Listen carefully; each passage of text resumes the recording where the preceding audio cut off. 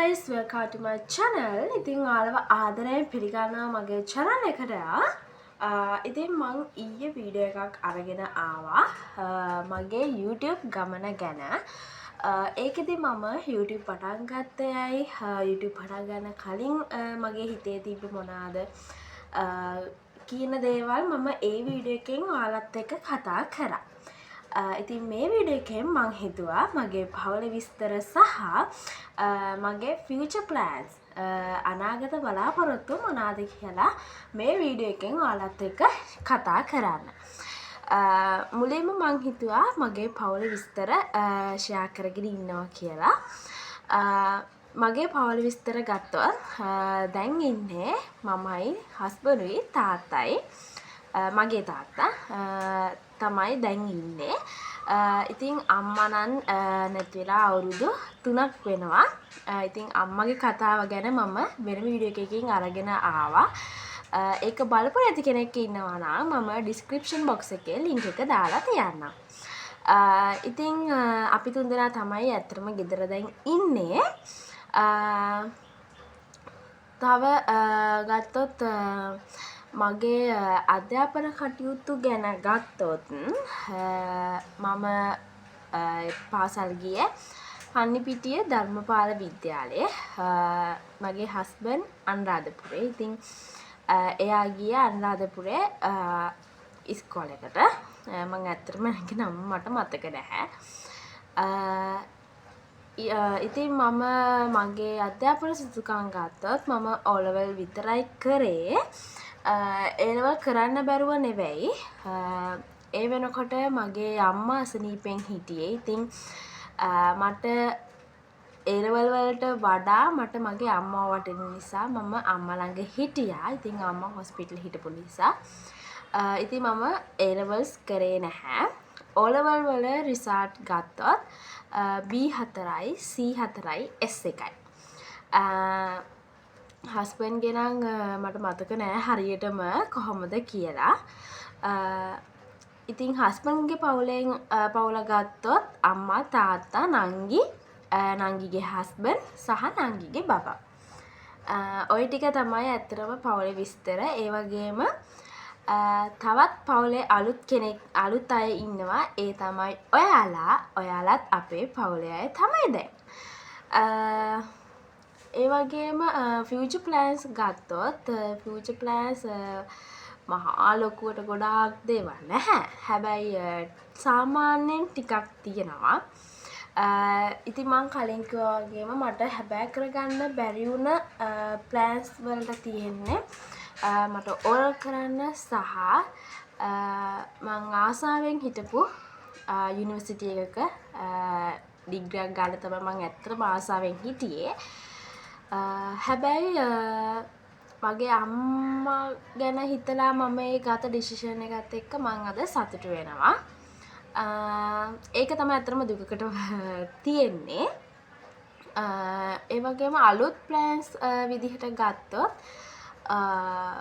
එකක් තියෙනවා. ඒක අපි නොවැම්බර් වල තමයි ඒ ප්ලෑන් එකට යන්නේ. ඉතින් ඒක කියන්නේ නැහැ. ඒක ඔයාලට සර්ප්‍රයිස් එකක්. ඉතින් ඒ එක ප්ලෑන් එකක්. අනිත් ප්ලෑන් එක තමයි මට ආසාවක් තියෙනවා කැන්සර් හොස්පිටල් එකට ඩොනේෂන් කරන්න සහ අම්මගේ දාන දෙන්න ආසාවක් තියෙනවා තනියෙම. ඒ වගේම කිරි දානයක් දෙන්න මට ලොකු ආසාවක් තියෙනවා. ලොකුම ආසාවක් ඒක. තනියෙම ඒ කියන්නේ මගේම සල්ලි වලින් තනියෙම ඒ දේවල් ටික කරගන්න. ඒ ටික තමයි දැනට තියෙන ලොකුම ආසාවල් ටික. සහ මේක නම් ඇත්තටම මම මැරි කරන්නත් කලින් ඉඳන් මගේ තිබ්බ ආසාවක් මේක. දැන් හස්බන්ඩ් තියෙන්නේ බයික් එකක්. ඉතින් මං ආසයි රෝද 4කට යන්න. ඉතින් කවදම හරි දවසක මං ඒ හීනෙත් හැබෑ කරගන්නවා. ඒකත් මං ඔයාලත් එක්ක ඉස්සරහට ෂෙයා කරගන්නවා. ඉතින් ෆියුචර් ප්ලෑන්ස් විදිහට ඇත්තටම තියෙන ඔය ටික තමයි. ඊට එහාට දේවල් නැහැ. ඇත්තටම මං ඔතන කියපු නැති එකක් තියෙනවා. ඒ තමයි ප්‍රෙග්නන්සි එකක් ගැන. ඒක ගැන ඇත්තටම අපේ දෙන්නගෙම තාම එහෙම ප්ලෑන් එකක් නැහැ. මොකද මම හිතපු දෙයක් තමයි බබෙක් හදන්න නම් අපි මුලින්ම ආර්ථිකය පැත්තෙන් ස්ථාවර වෙන්න ඕනේ. මොකද බබෙක් ලැබුණට පස්සේ එයාගේ තියෙන වගකීම් මේ දේවල් ගන්න, එයාට ඕන දේවල් අඩුපාඩු ඒ දේවල් ගන්න අපිට සල්ලි තියෙන්න ඕනේ. ඉතින් අපි දැන් ඒ ඩිසිෂන් එකට ගිහිල්ලා අර හීන අපි පස්සට දැම්මොත් කවදම හරි දවසක අපිට තේරෙයි අපරාධේ අපි ඒ හීන ඉස්සෙල්ලා හැබෑ කරගෙන ඕනේ ප්‍රෙග්නන්සි එකට යන්න. ඉතින් මේක මගේ මතය. සමහර අයට මේක වෙනස් වෙන්න පුළුවන්. මේක මගේ පර්සනලි මම සහ මගේ හස්බන්ඩ් ගත තීරණයක්.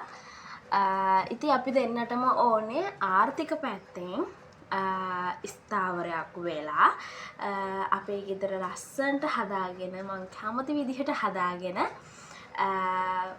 ලස්සනට ඉඳලා ඒ කියන්නේ හැමදේම සම්පූර්ණ කරගෙන ඒ දේවල් කරගෙන ස්ථාවරයක් වෙලා ප්‍රෙග්නන්සි එකට යනවා කියලා තමයි අපි දෙන්න හිතාගෙන ඉන්නේ. මොකද මට තාම 22යි. ඉතින් හස්බන්ඩ්ට 27යි. අපි දෙන්නගේ අතර ගැප් එක තියෙන්නේ අවුරුදු 5ක. ඉතින් මං හිතුවා ඉතින් මටත් 22යි. එතකොට දැම්ම ප්‍රෙග්නන්ට් වුණොත් මේ විඳින්න තියෙන ජීවිතේ එතකොට නැති වෙනවා. ඉතින් ඇත්තටම අපි එක පොඩ්ඩක් පස්සට දාගෙන තමයි ඉන්නේ.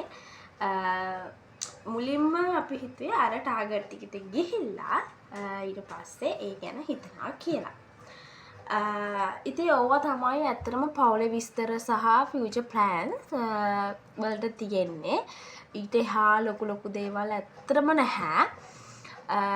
මොකද ලොකු දේවල් අපි හීන මවලා අපිට ඒව කවදා හරි දවසක හැබෑ කරගන්න බැරි වුණොත් අපිට එදාට ගොඩක් දුක් වෙන්න වෙනවා. ඉතින් ඒ නිසා අපිට හැබෑ කරගන්න පුළුවන් ලස්සන හීන තමයි මගේ ෆියුචර් ප්ලෑන්ස් විදිහට, මගේ ඩ්‍රීම්ස් විදිහට තියෙන්නේ.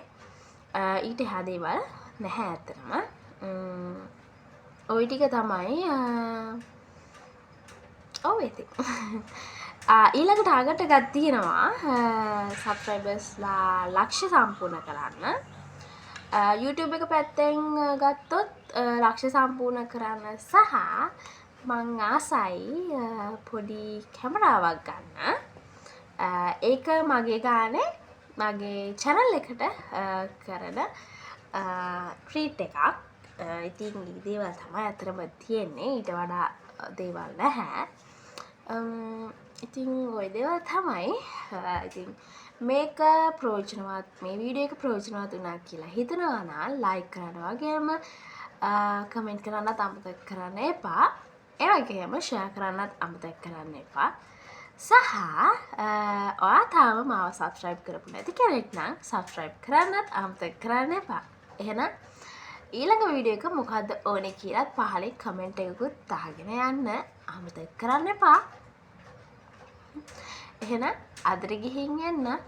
සුබ දවසක්. බයි. පරිස්සමෙන් ඉන්න. තේරුණාද?